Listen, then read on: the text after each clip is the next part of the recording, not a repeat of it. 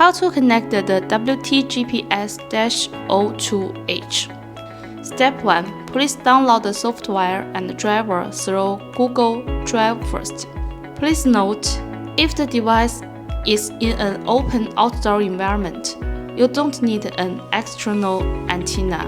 If the device is used indoors or in an environment with weak GPS signals, please connect an external antenna and place the antenna in an open environment. Step 2. Please complete the wiring according to the wiring method in the figure. Connect the device to the computer and open the software. Step 3. Click Setting. Fill in 02H in model. Select LC02HBA. Select the COM port and select 115200 for baud rate. Click OK and you can see that the device is connected successfully. Step 4. Click View and select Text Data. Then you can see the data.